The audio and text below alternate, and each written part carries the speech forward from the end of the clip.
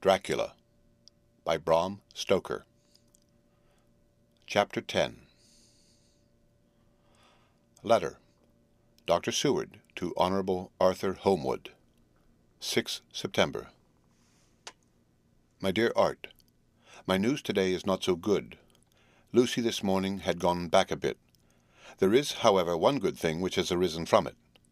Mrs. Westenra was naturally anxious concerning Lucy, and has consulted me professionally about her. I took advantage of the opportunity and told her that my old master, Van Helsing, the great specialist, was coming to stay with me, and that I would put her in his charge conjointly with myself. So now we can come and go without alarming her unduly, for a shock to her would mean sudden death, and this, in Lucy's weak condition, might be disastrous to her. We are hedged in with difficulties, all of us, my poor fellow, but please God, we shall come through them all right. If any need, I shall write, so that if you do not hear from me, take it for granted that I am simply waiting for news. In haste, yours ever, John Seward. Dr. Seward's Diary. 7 September. The first thing Van Helsing said to me when we met at Liverpool Street was, "Have you said anything to our young friend, to lover of her?" "No," I said. "I waited till I had seen you, as I said in my telegram. I wrote him a letter simply telling him that you were coming, as Miss Westenra was not so well, and that I should let him know if need be." "Right, my friend," he said. "Quite right. Better he not know as yet. Perhaps he will never know. I pray so. But if it be needed, then he shall know all. And, my good friend John, let me caution you, you deal with a madman. All men are mad in some way or the other, and inasmuch as you deal discreetly with your madmen, so deal with God's madmen too, the rest of the world. You tell not your madmen what you do, nor why you do it. You tell them not what you think. So you shall keep knowledge in its place, where it may rest, where it may gather its kind around it and breed. You and I shall keep as yet what we know here and here." He touched me on the heart and on the forehead, and then touched himself the same way. "I have for myself thoughts at the present. Later I shall unfold to you." "Why not now?" I asked. "It may do some good. We may arrive at some decision."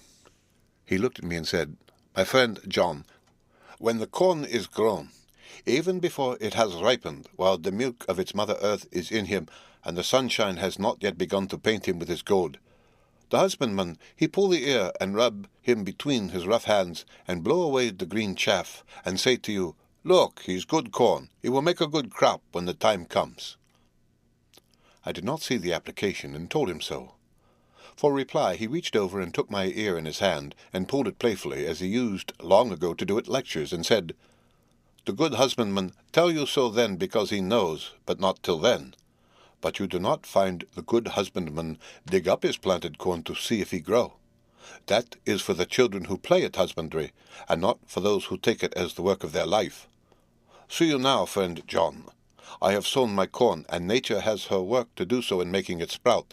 If he sprout at all, there's some promise, and I wait till the ears begin to swell." He broke off, for he evidently saw that I understood. Then he went on gravely, "You were always careful student, and your casebook was ever more full than the rest. And I trust that good habit have not failed. Remember, my friend, that knowledge is stronger than memory, and we should not trust the weaker. Even if you have not kept the good practice, let me tell you that this case of our dear Miss is one that may be, mind, I say may be, of such interest to us and others that all the rest may not make him kick the beam, as your people say. Take then good note of it. Nothing is too small. I counsel you, put down in record even your doubts and surmises. Hereafter it may be of interest to you to see how true you guess. We learn from failure, not from success." When I described Lucy's symptoms, the same as before, but infinitely more marked, he looked very grave, but said nothing. He took with him a bag in which were many instruments and drugs. "The ghastly paraphernalia of our beneficial trade," as he once called in one of his lectures the equipment of a professor or the healing craft. When we were shown in, Mrs. Westenra met us.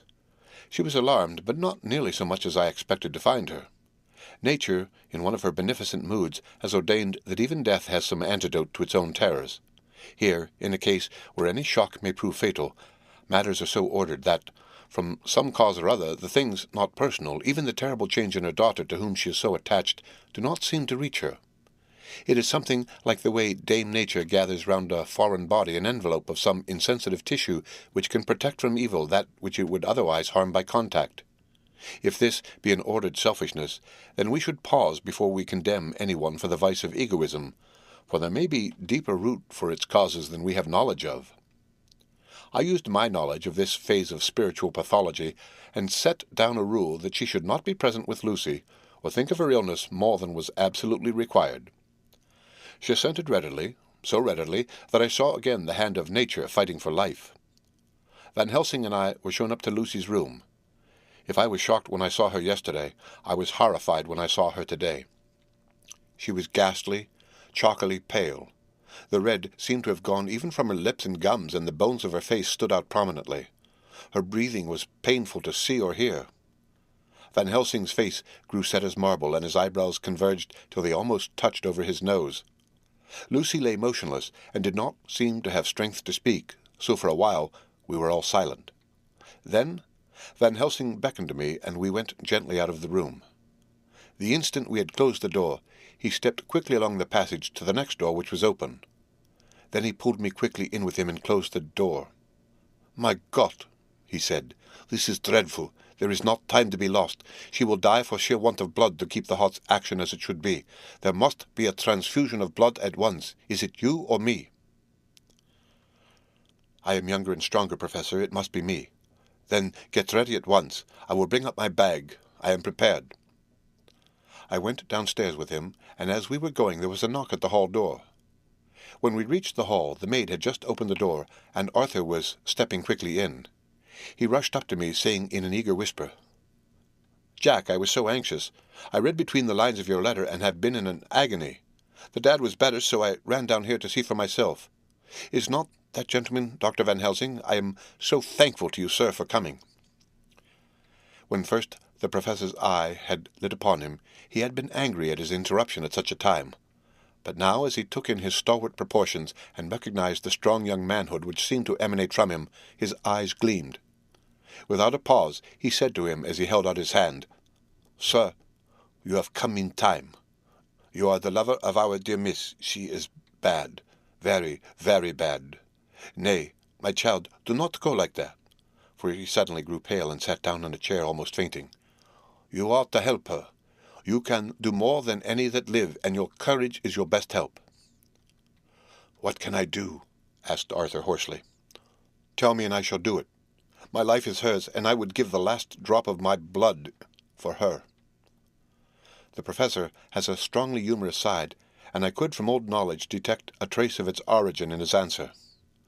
"My young sir, I do not ask so much as that, not the last." "What shall I do?" There was fire in his eyes, and his open nostrils quivered with intent. Van Helsing slapped him on the shoulder. "Come," he said. "You are a man, and it is a man we want.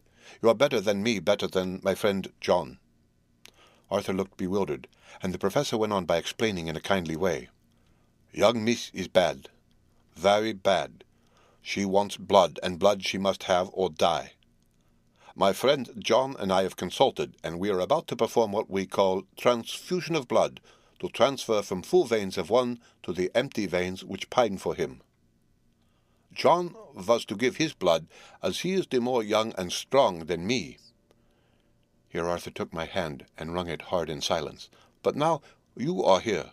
You are more good than us, old or young, who toil much in the world of thought.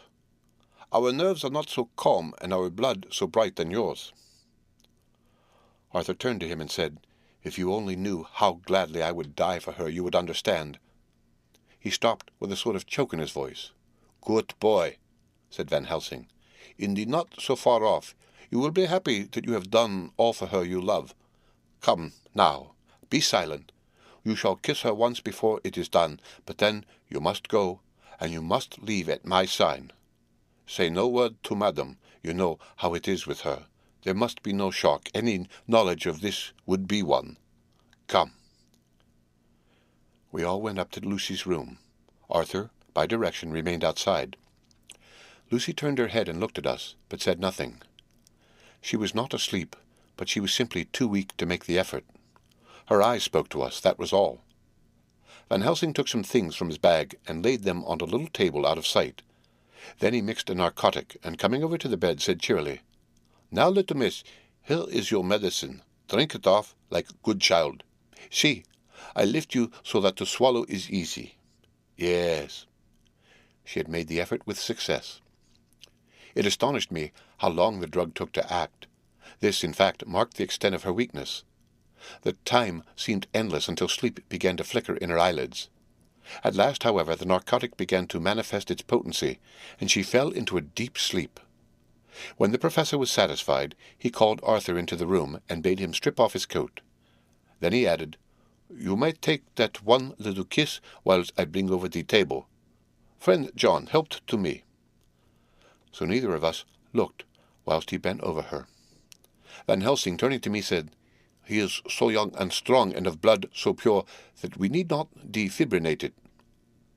Then with swiftness, but with absolute method, Van Helsing performed the operation. As the transfusion went on, something like life seemed to come back to poor Lucy's cheeks, and through Arthur's growing pallor the joy of his face seemed absolutely to shine. After a bit I began to grow anxious, for the loss of blood was telling on Arthur, strong man as he was. It gave me an idea of what a terrible strain Lucy's system must have undergone, that what weakened Arthur only partially restored her. But the professor's face was set, and he stood, watch in hand, and with his eyes fixed now on the patient and now on Arthur. I could hear my own heart beat. Presently he said in a soft voice, "Do not stir an instant. It is enough. You attend him, I will look to her." When all was over, I could see how much Arthur was weakened. I dressed the wound, and took his arm to bring him away, when Van Helsing spoke without turning round. The man seems to have eyes in the back of his head. "The brave lover, I think, deserve another kiss, which he shall have presently." And as he had now finished his operation, he adjusted the pillow to the patient's head. As he did so, the narrow black velvet band, which she seemed always to wear round her throat, buckled with an old diamond buckle which her lover had given her, was dragged a little up, and showed a red mark on her throat. Arthur did not notice it, but I could hear the deep hiss of indrawn breath, which is one of Van Helsing's way of betraying emotion. He said nothing at the moment, but turned to me, saying, "Now take down our brave young lover, give him of the port wine, and let him lie down a while. He must then go home and rest, sleep much and eat much, that he may be recruited of what he has given so to his love. He must not stay here. Hold a moment. I may take it, sir, that you are anxious of result. Then bring it with you, that in all ways the operation is successful. You have saved her life this time, and you can go home and rest easy in mind that all that can be is. I shall tell her all when she is well. She shall love you none the less for what you have done. Goodbye." When Arthur had gone, I went back to the room. Lucy was sleeping gently, but her breathing was stronger. I could see the counterpane move as her breast heaved. By the bedside sat Van Helsing, looking at her intently. The velvet band again covered the red mark. I asked the professor in a whisper, "What do you make of that mark on her throat?" "What do you make of it?" "I have not examined it yet," I answered, and then and there proceeded to loose the band. Just over the external jugular vein there were 2 punctures, not large, but not wholesome-looking. There was no sign of disease, but the edges were white and worn-looking, as if by some trituration. It at once occurred to me that this wound, or whatever it was, might be the means of that manifest loss of blood. But I abandoned the idea as soon as it formed, for such a thing could not be. The whole bed would have been drenched to a scarlet with the blood which the girl must have lost to leave such a pallor as she had before the transfusion. "Well?" said Van Helsing. "Well," said I can make nothing of it." The professor stood up. "I must go back to Amsterdam tonight," he said. "There are books and things there which I want. You must remain here all night, and you must not let your sight pass from her." "Shall I have a nurse?" I asked. "We are the best nurses, you and I. You keep watch all night. See that she is well fed, and that nothing disturbs her. You must not sleep all the night. Later on, we can sleep, you and I. I shall be back as soon as possible, and then we may begin. May begin, I said. What on earth do you mean? We shall see, he answered as he hurried out. He came back a moment later and put his head inside the door and said with a warning finger held up, Remember, she is your charge. If you leave her and harm befall, you shall not sleep easy hereafter. Dr. Seward's diary continued. 8 September. I sat up all night with Lucy. The opiate worked itself off towards dusk, and she waked naturally. She looked a different being from what she had been before the operation. Her spirits even were good, and she was full of a happy vivacity. But I could see evidences of the absolute prostration which she had undergone. When I told Mrs. Westenra that Dr. Van Helsing had directed that I should sit up with her, she almost pooh-poohed the idea, pointing out her daughter's renewed strength and excellent spirits. I was firm, however, and made preparations for my long vigil. When her maid had prepared her for the night, I came in, having in the meantime had supper, and took a seat by the bedside.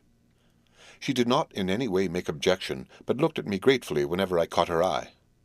After a long spell she seemed sinking off to sleep, but with an effort seemed to pull herself together and shook it off. It was apparent that she did not want to sleep, so I tackled the subject at once. You do not want to sleep? No. I am afraid. Afraid to go to sleep? Why so? It is the boon we all crave for. Ah, not if you were like me, if sleep was to you a presage of horror. A presage of horror? What on earth do you mean? I don't know. Oh, I don't know, and that is what is so terrible. All this weakness comes to me in sleep, until I dread the very thought. But, my dear girl, you may sleep tonight. I am here watching you, and I can promise that nothing will happen. Ah, I can trust you, she said. I seized the opportunity and said, I promise that if I see any evidence of bad dreams, I will wake you at once. You will? Oh, will you, really? How good you are to me. Then I will sleep. And almost at the word, she gave a deep sigh of relief and sank back asleep. All night long I watched by her. She never stirred, but slept on and on in a deep, tranquil, life-giving, health-giving sleep. Her lips were slightly parted, and her breast rose and fell with the regularity of a pendulum. There was a smile on her face, and it was evident that no bad dreams had come to disturb her peace of mind. In the early morning her maid came, and I left her in her care and took myself back home, for I was anxious about many things. I sent a short wire to Van Helsing and to Arthur, telling them of the excellent result of the operation. My own work, with its manifold arrears, took me all day to clear off. It was dark when I was able to inquire about my zoophagous patient. The report was good.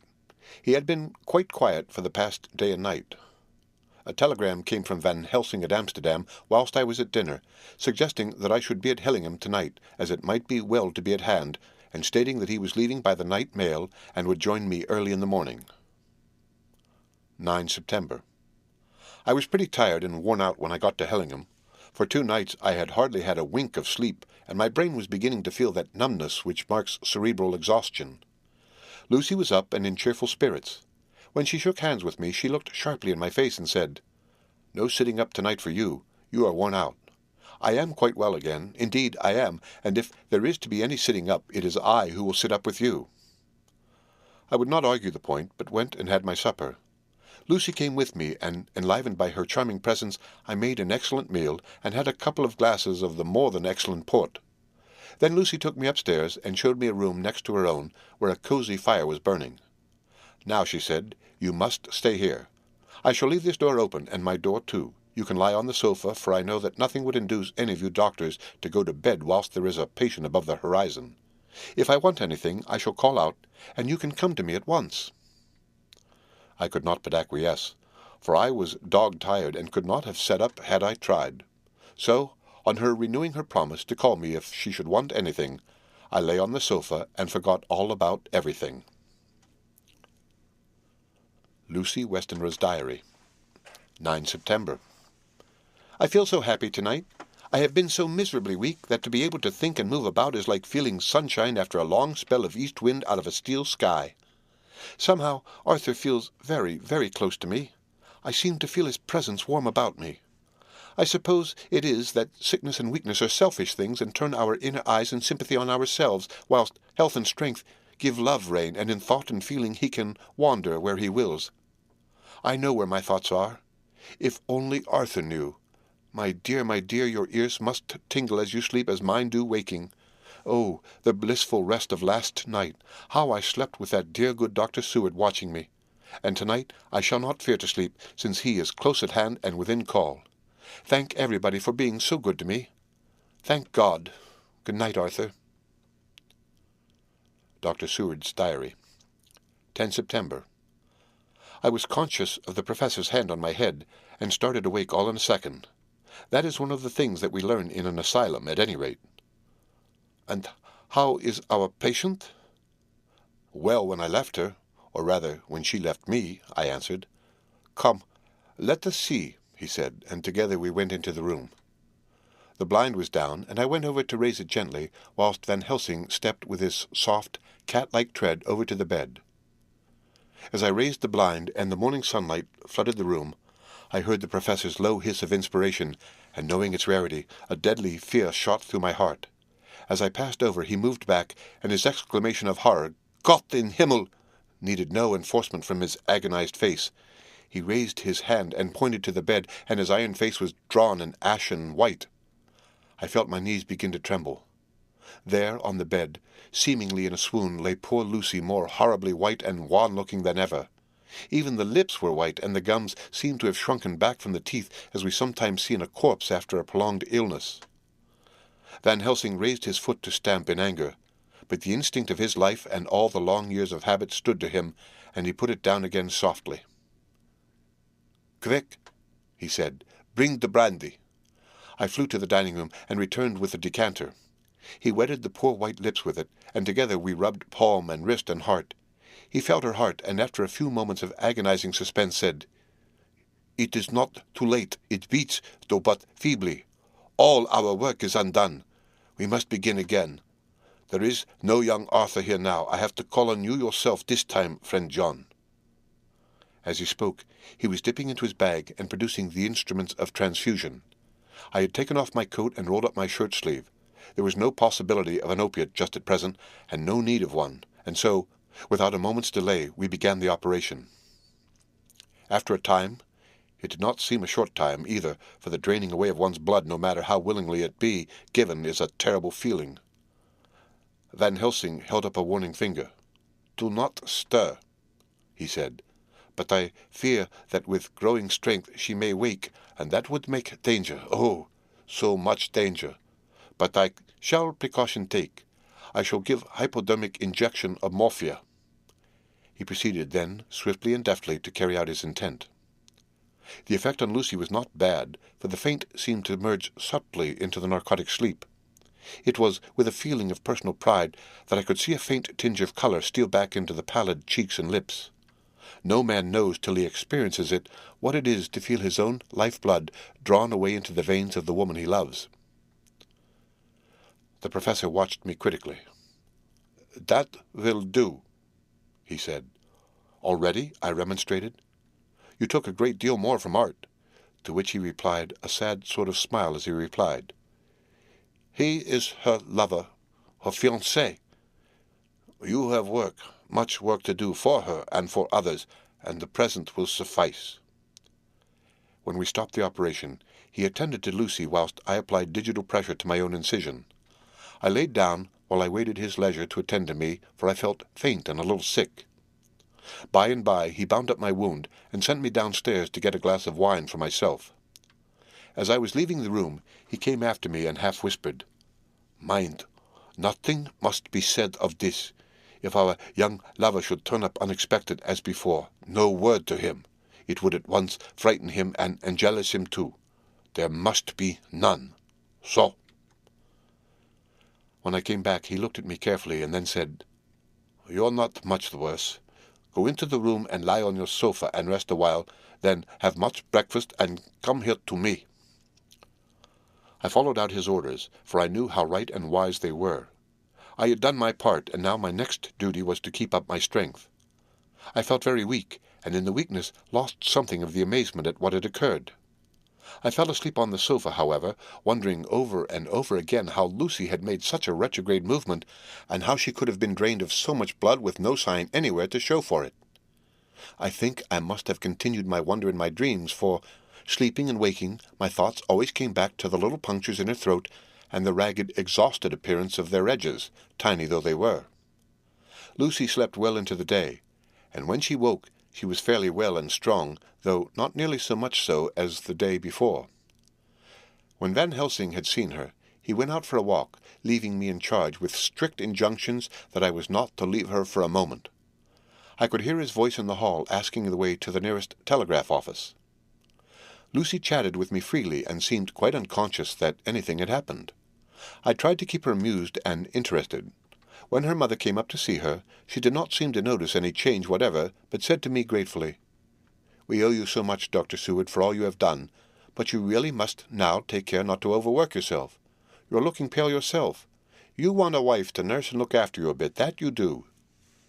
As she spoke, Lucy turned crimson, though it was only momentarily, for her poor wasted veins could not stand for long an unwanted drain to her head.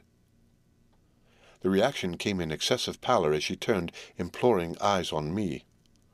I smiled and nodded, and laid my finger on my lips. With a sigh, she sank back amid her pillows. Van Helsing returned in a couple of hours, and presently said to me, "Now you go home and eat much and drink enough. Make yourself strong. I stay here tonight, and I shall sit up with little miss myself. You and I must watch the case, and we must have none other to know. I have grave reasons. No, do not ask me. Think what you will. Do not fail to think even the most not improbable. Good night." In the hall, 2 of the maids came to me and asked if they or either of them might not sit up with Miss Lucy. They implored me to let them, and when I said it was Dr. Van Helsing's wish that either he or I should sit up, they asked me quite piteously to intercede with the foreign gentleman. I was touched by their kindness. Perhaps it is because I am weak at present, and perhaps because it was on Lucy's account that their devotion was manifested. For over and over again have I seen similar instances of women's kindness. I got back here in time for a late dinner, went my rounds, all well, and set this down whilst waiting for sleep. It is coming. 11 September. This afternoon I went over to Hillingham, found Van Helsing in excellent spirits, and Lucy much better. Shortly after I had arrived, a big parcel from abroad came for the professor. He opened it with much impressment, assumed of course, and showed a great bundle of white flowers. "These are for you, Miss Lucy," he said. "For me, oh, Dr. Van Helsing?" "Yes, my dear, but not for you to play with. These are medicines." Here Lucy made a wry face. "Nay, but they are not to take in a decoction or in nauseous form, so you need not snub that so charming nose, or I shall point out to my friend Arthur what woes he may have to endure in seeing so much beauty that he so loves so much distort. Ah, my pretty miss, that bring the so nice nose all straight again. This is medicinal, but you do not know how. I put him in your window, I make pretty wreath, and hang him round your neck, so you sleep well." "Oh, yes, they, like lotus flower, make your trouble forgotten. It smells so like the waters of Lethe, and of that fountain of youth that the conquistadores sought for in the Floridas, and find him all too late." Whilst he was speaking, Lucy had been examining the flowers and smelling them. Now she threw them down, saying with half laughter and half disgust, "Oh, Professor, I believe you are only putting up a joke on me. Why, these flowers are only common garlic." To my surprise, Van Helsing rose up and said with all his sternness, his iron jaw set and his bushy eyebrows meeting, "No trifling with me, I never jest. There is grim purpose in what I do, and I warn you that you do not thwart me. Take care for the sake of others, if not for your own." Then, seeing poor Lucy scared, as she might well be, he went on more gently, "Oh, little miss, my dear, do not fear me, I only do for your good. But there is much virtue to you in those so common flowers. See, I place them myself in your room. I make myself the wreath that you ought to wear, but hush! No telling to others that make so inquisitive questions. We must obey, and silence is a part of obedience, and obedience is to bring you strong and well into loving arms that wait for you. Now, sit still a while. Come with me, friend John, and you shall help me deck the room with my garlic, which is all the way from Haarlem, where my friend Van der Poel raised herb in his glass houses all the year. I had to telegraph yesterday, or they would not have been here. We went into the room, taking the flowers with us. The professor's actions were certainly odd, and not to be found in any pharmacopoeia that I ever heard of. First, he fastened up the windows and latched them very securely. Next, taking a handful of the flowers, he rubbed them all over the sashes, as though to ensure that every whiff of air that might get in would be laden with the garlic smell. Then, with the wisp, he rubbed all over the jamb of the door, above, below, and at each side, and round the fireplace in the same way. It all seemed grotesque to me, and presently I said, "Well, Professor, I know you always have a reason for what you do, but this certainly puzzles me. It is well we have no skeptic here, or he would say that you are working some spell to keep out an evil spirit." "Perhaps I am," he answered quickly and quietly as he began to make the wreath which Lucy was to wear around her neck. We then waited whilst Lucy made her toilet for the night, and when she was in bed, he came and fixed himself the wreath of garlic around her neck. The last words he said to her were, "Take care you do not disturb it, and even if the room feel close, do not tonight open the window or the door." "I promise," said Lucy, "and thank you both 1,000 times for all your kindness to me. Oh, what have I done to be blessed with such friends?" As we left the house in my fly, which was waiting, Van Helsing said, "Tonight I can sleep in peace, and sleep I want. 2 nights of travel, much reading in the day between, and much anxiety on the day to follow, and a night to sit up without to wink. Tomorrow, in the morning early, you call for me, and we come together here to see our pretty miss, so much more strong for my spell which I have work. Ha ha, ho ho." He seemed so confident that I, remembering my own confidence 2 nights before, and with the baneful result, felt awe and vague terror. It must have been my weakness that made me hesitate to tell it to my friend, but I felt it all the more, like unshed tears. The end of Chapter 10. Read by Rick Kisner for Lit2Go on the web at fcit.usf.edu.